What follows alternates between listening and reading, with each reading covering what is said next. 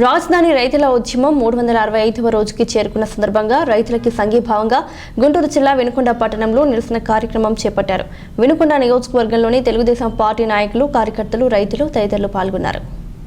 జగన్మోహన్ రెడ్డి గారు ఈ రాష్ట్రానికి 18 నెలల నుంచి ముఖ్యమంత్రిగా ఉంటూ మరి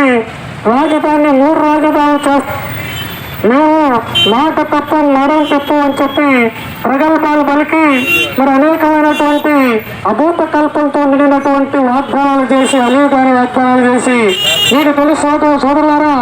ఈ రాష్ట్ర ప్రభుత్వం 18 నెలల నుంచి పాలన చేస్తూ ఉంటే కనీసం ఎక్కడ కూడా 18 నెలల్లో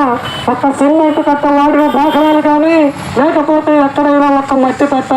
మరి పోసినటువంటి పరిస్థితులు కూడా లేని పరిస్థితి మీకు తెలుసు. అయితే మేము ఒకటే చెప్తా ఉన్నాం,